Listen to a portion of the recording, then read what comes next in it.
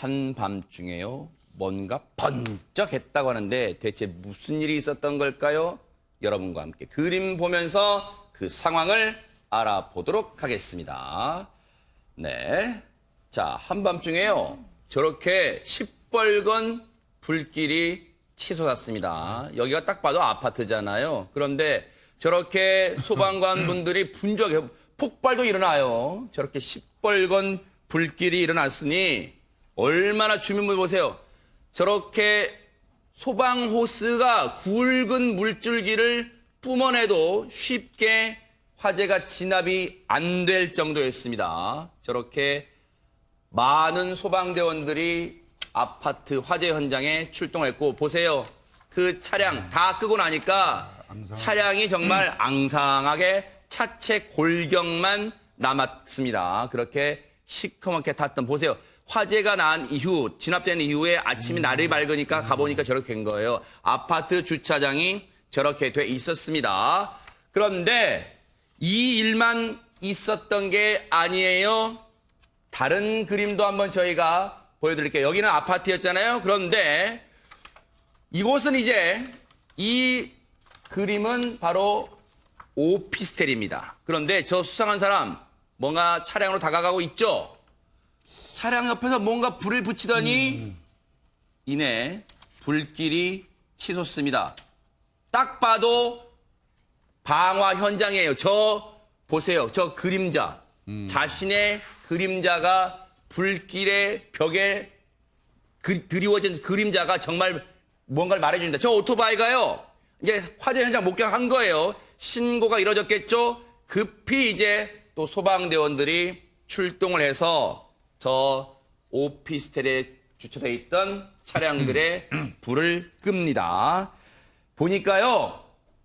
저게 보면 언뜻 보면 김호인 변호사님, 시청자분들이 뭐 아파트에도 불났고 오피스텔도 불났고 뭐 이렇게 생각하실 텐데 왜 저희가 저 두 화면을 한꺼번에 보여드리는 걸까요? 김호인 변호사님. 네, 지금 앵커님 말씀대로 따로따로 다른 현장에 불이 났나라고 생각할 수가 있는데 네. 이 모든 것이 비슷한 시간대에 동일한 인물로 인해서 이뤄진 방화였습니다. 네. 그래서 지금 막 신고가 이뤄졌고 경찰과 소방관들이 출동해서 화재를 진압을 했는데요. 네. 비슷한 시간에 동시에 여러 대의 차량에 불이 나니까 아하. 경찰은 이걸 당연히 지금 이거 방화범이다 네. 라고 생각을 하고 인근 일대를 샅샅이 수색을 해서 다행히 범인을 2시간 만에 검거를 했고요. 네. 천만다행으로 인명피해는 발생을 하지 않았다고 아이고, 합니다. 네. 일단 차량만 이제 화재가 난 상황입니다. 그러니까요. 우리가 딱 봐도 이게 무슨 전기 누전 같은 화재 같은 거 다 금방 알 수 있잖아요. 왜냐하면 현장에 소방 전문가들이 딱 출동했으니까 이게 화재, 발화 지점이 어딘가를 금방 알 수 있는 거잖아요. 딱 봐도 방화라는 걸. 그리고 비슷한 시간에 연쇄적으로 일어났습니다. 김복준 의원님, 이건 예. 딱 봐도 뭔가 수상쩍다, 미심쩍다 이렇게 생각한 것 같아요, 지금. 이거는 뭐 현장에 출동했던 소방관들이 아마 바로 알았을 거예요. 첫 번째 차량 화재가 나고 난 이후에 약 100m 정도밖에 떨어지지 않은 곳에서 네. 똑같은 대상물이잖아요. 그러네요. 똑같은 차잖아요. 아하. 앞에 것도 차에다 불을 붙였고. 그러네요. 뒤에. 그리고 아마 무엇보다도 제가 판단할 때는 네. 소방관들은 현장에 출동해가지고 발화 지점. 차량에서도 발화 지점을 봤을 거예요. 그 발화 지점이 대체로 제가 보니까 네. 유류통 그 주변에다가 어떤 인화물질을 뿌리고 불을 붙였어요. 그러면 이건 다분히 고의가 있다고 아하. 바로 판단할 수 있거든요. 네네. 그 본네트라고 그러죠. 그 앞쪽에서 어떤 배선에 의해서 불이 났다고 그러면 앞쪽에서 화재가 발생하는 게 그러겠네요, 맞습니다. 진짜. 아마 그것만 봤어도 네. 이 소방관들은 이건 누군가 고의로 불을 붙였다. 저 아하. 연료통인데. 진짜 그러네요, 진짜. 김복준 의원 말씀처럼. 네. 저 주유기 입구가 진짜 시커멓게 다 있어요, 진짜. 네. 그러니까 아마 소방관들은 현장에 출동해서 이거 방화다. 아하. 바로 아마 감을 잡을 수 있었을 겁니다. 그랬군요. 그러다 보면 이제 뭔가 방화라는 확신은 들었으니까 이제 범인 검거에 나서야 될 텐데 그런데요.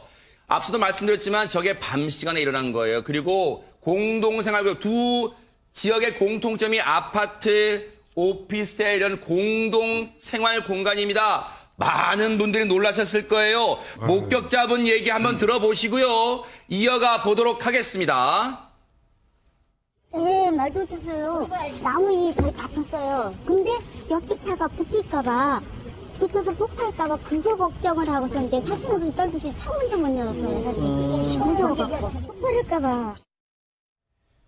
이게요, 새벽 2시입니다. 그런데요, 김동철 원장님, 네. 지금 많은 분들, 시민분들, 국민분들 머릿속에는요, 진주, 방화, 흉기, 난동 사건의 그 몸부림, 소스라치기 놀라움이 지금 충격이 가시기 전이에요, 지금. 지금 그것처럼 네. 정말 목격자들은 네. 아마 제 생각에 이인득 사건을 아마 머릿속에 떠올렸을 가능성이 안인득, 상당히 높습니다. 안인득 사건. 안인득 네. 사건을 머릿속에 떠올렸던 상황입니다. 네. 이런 것들이 도미노 불안 심리라 그래서 아하. 아마 상당히 아마 공포심까지도 유발이 됐었을 거고요. 네. 그리고 또 이런 사건들이 사실 낮에 이루어지는 것보다 밤에 이루어진단 말이죠. 아. 다들 잠을 든 상황, 그러니까 은밀한 범죄라고 볼 수 있는데 네. 이 은밀한 범죄는 갑자기 폭발을 하게 된다면 네. 대처할 수 있는 상황들을 만들 수가 없잖아요. 아하. 그렇기 때문에 불안 공포는 아마 더 컸었을 것이고 네. 놀란 주민들 네. 역시 이 불안한 마음들이 본인뿐만 아니고 가족들에 대한 안전까지도 아하. 같이 담보해야 되는 거기 때문에 네. 아마 심리적 위축이 아마 더 크지 않았을까 그런 생각이 듭니다. 다행히요, 지금 앞서 우리 김호인 변호사님 말씀처럼 차량은 이 불에 탔지만요, 저렇게 앙상하게 차체 골격만 남을 정도로 다 탔어요. 다행히, 천만다행히 인명피해는 없었습니다. 그런데 더 다행인 건 근처에서요, 방화범을 신고 2시간여 만에 잡았어요. 잡았으면 조사를 했겠죠. 뭐라고 했는지 경찰 얘기 들어보시고 이어가 보도록 하겠습니다. 바로 옆에 붙어있는 아파트가 오피스텔인 걸로 알고 있습니다. 인화성 물질을 통해서 불을 지른 걸로 저희는 추정을 하고 있고요. 인화성 물질이 무엇인지는 지금 과수팀에서 감식 중에 있고요. 특별하게 얘기하지 않으셨어요. 만난다 하고 뭐 그렇습니다. 네, 특별한 말씀은 없으셨어요. 어제 조사 이후에 저희 구속영장을 신청을 했거든요. 구속영장 실질 심사가 있기 때문에. 최단비 변호사님, 불을 질러놓고 기억이 나지 않는다? 아파트가요, 많은 사람들이 사는 공간입니다. 정말로 한마터면 큰 인명피해 날 수도 있었던 상황이에요. 그렇죠. 왜냐하면 이 방화 같은 경우에는 단순히 방화, 그 방화를 해서 예를 들면 자동차가 손괴가 됐다가 중요한 것이 아니라 말씀하신 것처럼 여기는 아파트 또 오피스텔 많은 사람들이 살고 있는 그러네요. 곳이고 또 밤이에요. 네. 특히 그 지역에 있는 사람들이 다 집에 들어와서 쉬고 있는 시간이란 맞아요. 말이죠. 그렇기 때문에 그 방화로 인해서 더욱더 피해가 커질 수밖에 없는 범죄가 이 방화입니다. 그러네요. 여기에다가 이 방화는 동기가 굉장히 중요해요. 왜냐하면 단순히 이 불을 그냥 어떤 물건을 손괴하기에 질렀느냐, 아니면 이 물건으로 인해서 더 번져서 특정 사람을 노렸느냐, 아니면은 이번 경우는 아니라고 보이지만 어떠한 범죄를 은폐하기 위해서 방화를 저질렀느냐, 이런 동기들이 중요합니다. 그런데 그래서 지금 물어봤죠. 왜 이렇게 방화를 저질렀느냐 했더니 이 피해자는 정확한 상황이 기억이 나지 않는다라고 얘기를 하고 있어요. 네. 그런데 그렇다고 한다면 이 사람이 왜 정확한 상황이 기억이 나지 않았느냐. 술을 마신 상태라고는 했지만 보통 술을 마신다고 하더라도 이렇게 불을 지르거나 이렇게 할 때 기억이 나지 않는 경우는 굉장히 드뭅니다. 하지만 이 사람 방화 전과는 없었고요. 아, 그래요? 또 아직까지는 정신병력 같은 것들은 확인이 되지 않았다라고 하기 때문에 네. 구체적인 동기는 좀 더 수사 결과를 지켜봐야 할 것 같습니다. 오히려 그렇다면 김복준 의원님, 더 죄질이 나쁘다는 생각을 시청자분들 하실 거예요. 이거는 경찰이 수사 잘해야 됩니다. 왜요? 왜 그러냐면 네네. 일단 이 방화가 된 피해 차주들하고 이 사람이 특별한 어떤 감정이 없는 상태라면 네. 이거는 두 가지 양태가 있을 수 있어요. 뭐 개인사가 잘 안 풀리니까 뭐 그냥 마구잡이 분풀이 형태일 수도 있고. 네. 근데 저는 이제 이거보다는 옮겨다니면서 고의적으로 불을 질렀다면 사회 불만에 대한 다중 테러 형태거든요. 아, 그래요? 이 사람 그냥 놔뒀으면 이거 뭐 몇 군데다 앞으로 불 더 질렀을지 몰라요. 그러네요. 그러니까 이거 특히나 최단비 변호사님 말씀하신 것처럼 다중이 거주하는 다중 거주 시설 아파트나 오피스텔에 불을 질렀잖아요. 네. 이거는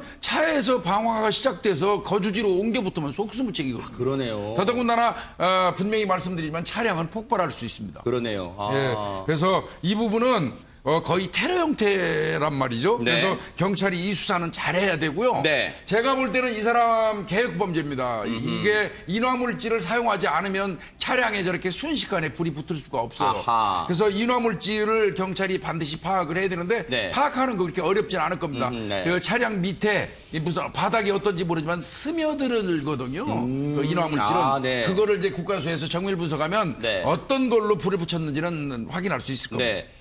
앞서 김복준 의원님도 말씀하셨지만요. 아파트 같은 경우는 주차장과 그 동 사이가 거리가 꽤 있다고 하더라도 여러분 오피스텔은요. 바로 그 건물 밑이나 코앞에 차량이 주차되어 있습니다. 그리고 이 범죄가 이 방화가 새벽 시간에 일어났어요. 김호민 변호사님. 차량에 난 화재도 화재지만 그 화재로 인한 유독가스가 만약 오피스텔 건물로 들어가서 잠자고 있던 그 주민분들에게 피해를 줬다면 정말 끔찍합니다. 생각만 해도. 아, 정말 끔찍한 일이죠. 네. 앵커님 말씀하신 대로 오피스텔은 한 동으로 이루어져 있고 다 폐쇄적인 구조란 말이에요. 아하, 네. 그리고 그 층고가 높기 때문에 혹시라도 불이 붙으면 비상계단으로 내려올지라도 피해가 확산될 수 있고요. 네. 지금 뭐 이런 점들에 대해서 경찰이 구속영장을 신청을 했는데 네. 제가 한 가지 좀 드리고 싶은 말씀은 방금 김복준 의원님 말씀해 주신 대로 이 사건에서 이 계획범죄로 보이고 처음 했다고 보이지 않는 면도 있어요. 그래서 제 말씀인즉슨 범죄 전과, 동종 범죄 전과는 없지만 네. 여죄를 추궁을 확실히 해봐야 될 것 같아요. 아, 범죄 저질러놓고 안 걸렸을 수도 있다는 얘기잖아요. 네, 그 네. 전에. 아까 최단주 변호사님 말씀대로 범죄 전과는 없지만 네. 이 사회 테러의 일종이라면 혹시 뭐 네. 본인의 분풀을 위한 거나 분명히 다른 형태의 방화도 있지 않았을까 이 부분에 대해서 좀 염두에 수사해야 될 것 같습니다. 경찰이 면밀한 수사를 좀 해주시기 바랍니다. 하마터면 정말로 끔찍한 일이 벌어질 뻔한 그런 사건이었습니다.